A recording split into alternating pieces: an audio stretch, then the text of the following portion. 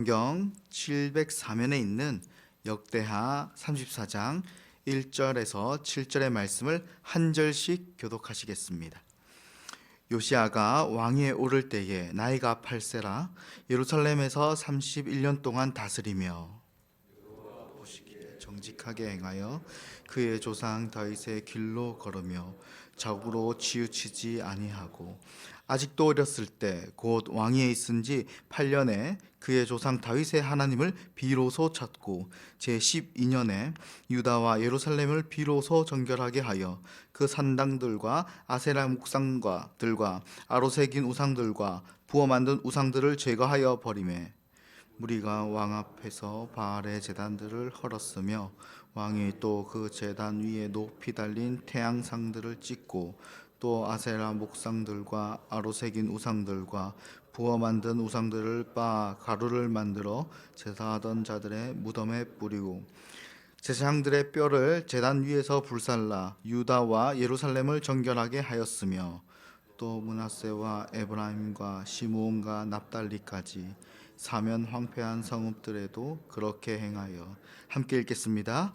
제단들을 허물며 아세라 목상들과 아로 새긴 우상들을 빻아 가루로 만들며 온 이스라엘 땅에 있는 모든 태양상을 찍고 예루살렘으로 돌아왔더라. 아멘. 요시야는 겨우 8살에 왕이 되었습니다. 성경은 그를 2절에서 이렇게 평가합니다. 그가 여호와 보시기에 정직하게 행하여 그의 조상 다윗의 길로 걸으며 좌우로 치우치지 아니하였다. 이러한 성경의 평가는 아마 왕으로서 하나님께 받을 수 있는 최고의 칭찬이었을 것입니다.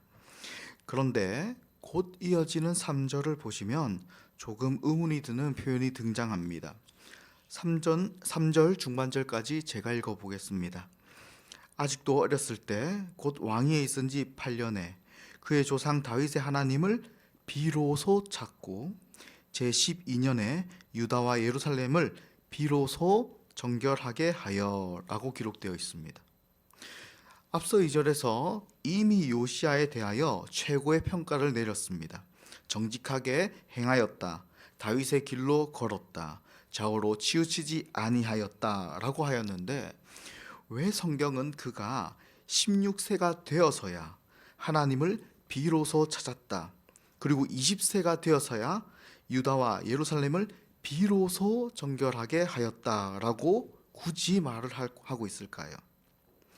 이러한 성경의 비로소라는 표현은 마치 요시야가 이제서야 혹은 뒤늦게 하나님을 찾고 그의 뜻을 행하는 비로소 하나님과 인격적인 관계가 되었다라고 말하는 것 같습니다. 이처럼 비로소라는 표현은 단순히 어떤 시점을 이야기하고자 함이 아닙니다. 비록 그는 올바르게 자랐지만 8살 때부터 16살 때까지 그는 하나님을 찾지 않았습니다. 정직을 행하고 다윗의 길을 따르며 좌우로 치우치지 아니하였고 율법을 그렇게 지켰음에도 불구하고 그가 지난 8년의 세월 동안 하나님을 찾지 않았다는 것은 요시야가 16살이 되어서야 비로소 자신의 한계를 깨닫고 하나님을 찾았다는 말입니다. 요시야는 어린 나이에 최선을 다해 다윗의 길을 따르고 하나님의 말씀을 지키려 부단히 노력했을 것입니다. 그러나 현실 속에서 특히 왕의 자리에서 하나님의 사람으로 산다는 것은 결코 쉬운 일이 아니었습니다. 왜냐하면 주변 나라의 왕들은 군사력과 이 정략 결혼을 통해 왕권을 강화하였고 또 자신의 백성들, 이스라엘 백성들은 번영을 위해서 각종 우상을 섬겼습니다. 이러한 환경은 요시야에게 큰 유혹이 되었을 것이고 자신의 한계도 깊이 절감했을 것입니다. 그리고 그는 마침내 비로소 하나님을 찾습니다.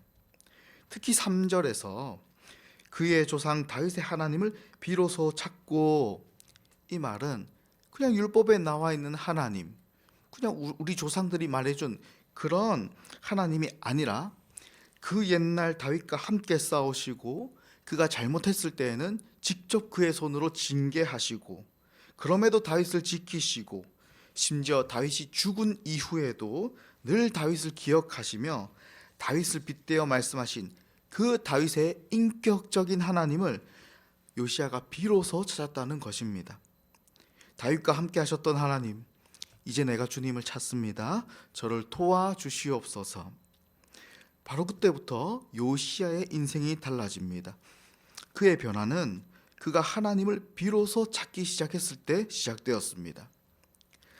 하나님께서는 요시야의 마음에 담대함을 주셨습니다. 그는 유다와 예루살렘을 새롭게 하기 시작합니다. 3절 후반부터 7절까지 보시면 산당을 헐고 아세라 목상과 조각한 신상들을 부수며 우상 숭배한 이 제사장들을 징계하기까지 합니다. 여기서 한 가지 의문을 드는 것은 여러분, 왕은 사실 종교 개혁자가 아닙니다. 일반적인 왕의 임무는 나라를 강하게 세우고 백성을 안정시키는 일을 합니다. 그러나 요시야가 하나님을 찾기 시작했을 때 그가 한 일은 정치적인 개혁이 아니라 신앙의 개혁, 곧 종교의 정화였습니다. 그는 일반 왕들처럼 사회적 제도를 바꾸거나 군대를 정비하지 않았습니다. 대신 하나님께서 미워하시는 우상을 없애는 일에 나섰습니다. 이것은 요시야의 신앙심이 지금 깊다라는 것을 성경이 표현하고자 한 게 아니라 바로 요시야를 강력하게 붙들고 계시는 하나님을 보여주고 있는 것입니다. 하나님의 최우선 관심사가 요시야를 통해 지금 이루어지고 있는 것입니다. 그만큼 요시야가 지금 붙들림 받고 있다는 것을 말하고 있습니다. 성도 여러분, 아무리 이스라엘이 작은 나라라 하더라도 어린 왕이 갑자기 이런 대대적인 개혁을 감히 추진할 수 있었을까요? 요시야의 개혁은 그의 결단 이전에 하나님께서 그를 붙드신 사건이었습니다. 하나님께서 주권적으로 역사하셔서 그를 변화시키시고 그를 통해 나라를 새롭게 하신 것입니다. 그래서 성경은 이러한 하나님을 강조하기 위하여 하나님의 강권적인 역사를 강조하기 위하여 일부러 3절 앞에서 아직도 어렸을 때라는 표현으로 3절부터 7절까지 이어지는 종교개혁의 이야기를 시작합니다. 이러한 요시야의 이야기는 오늘날 우리에게 한 가지 분명한 사실을 알려줍니다. 바로 참된 변화는 우리가 하나님을 비로소 시작할 때 일어난다는 것입니다. 하나님은 우리의 실패와 한계를 통해 우리를 깨닫게 하시고 결국 자신을 찾게 하십니다. 그리고 그 순간 하나님은 주권적으로 우리를 붙드시며 자신의 일을 비로소 시작하십니다. 그가 아무리 정직히 행하고 다윗의 길을 따르고 좌로나 우로나 치우치지 않는다 하여도 그는 어쩔 수 없는 죄된 본성을 가진 인간이었고 혼자 힘으로는 자신의 인생에 하나님의 뜻을 이룰 수 없었습니다.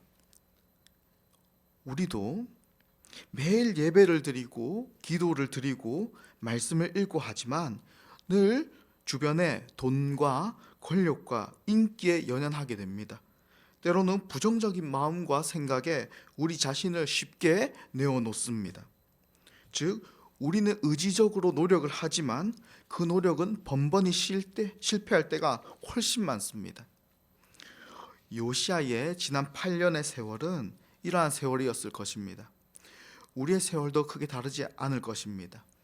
성경이 보장하는 그런 왕도 결국에는 하나님의 도우심을 구하였는데 우리라고 더 나을 것은 없을 것입니다. 그러나 하나님은 요시야에게 응답하셨던 것처럼 오늘날 우리에게도 응답하시는 신실하신 하나님이십니다. 요시야를 강권적으로 사용하셨던 그 하나님께서 오늘날 우리를 통해 하나님의 일을 시작하실 것입니다. 우리를 깨끗하게 하시고 세상 속에서 하나님의 백성답게 살도록 부르십니다. 하나님은 지금도 여전히 우리를 그렇게 붙드십니다. 우리의 변화는 결심이 아니라 바로 하나님을 비로소 찾는 순간부터 시작됩니다. 사랑하는 성도 여러분, 요시야가 하나님을 비로소 찾았던 그때는 그의 인생에서 가장 조용했던 순간이었을지 모릅니다. 화려한 개혁이 있기 전에 그 누구도 주목하지 않았던 그 어린 나이에 그는 홀로 하나님 앞에 엎드렸습니다. 우리의 삶도 그렇습니다. 겉으로는 바쁘게 돌아가지만 나름대로 성경도 읽고 기도도 하고 예배도 드리지만 정말 자신의 한계를 직시하여 회개로 하나님 앞에 나아가 진심으로 하나님을 찾는 그 조용한 시간이 없으면 우리의 삶은 그저 바쁘게 살다가 끝날 것입니다. 오늘 이 새벽이 바로 그 조용한 시간이 되길 바랍니다. 이 새벽에 기도하실 때에는 지난 8년의 세월 동안 자신의 한계를 경험한 요시야처럼 하나님, 이제 제가 주님을 찾습니다. 아버지, 도와주시옵소서. 나의 꿈, 나의 의지, 나의 관심사, 나의 모든 것을 내려놓습니다. 하나님 도와주시옵소서. 오직 하나님께서 원하시는 삶으로 변화시켜 주시옵소서라고 기도하며 나아가시는 이 새벽 시간이 되시길 진정으로 소망합니다. 기도하겠습니다. 하나님 아버지, 은혜를 감사드립니다. 이때까지 오랜 세월 동안 우리는 나름대로 정직히 행하고 또 다윗의 길을 걷고 좌로나 우로나 치우치지 않으려 애써 왔습니다. 그러나 그 모든 노력 속에서 우리의 한계를 더욱 절감합니다. 주님, 이제는 우리의 계획이 아니라 하나님의 뜻이 이루어지길 원합니다. 우리의 삶이 우리의 꿈을 이루는 자리가 아니라 하나님의 강권적인 역사로 하나님의 꿈이 이루어지는 삶이 되게 하여 주시옵소서. 우리의 삶을 정결하게 하여 주시옵소서. 그리하여 온전한 그리스도인으로 한 걸음 더 나아가는 오늘이 되게 하여 주시옵소서. 모든 은혜를 감사드리며 우리 구주 예수님의 이름으로 기도합니다. 아멘.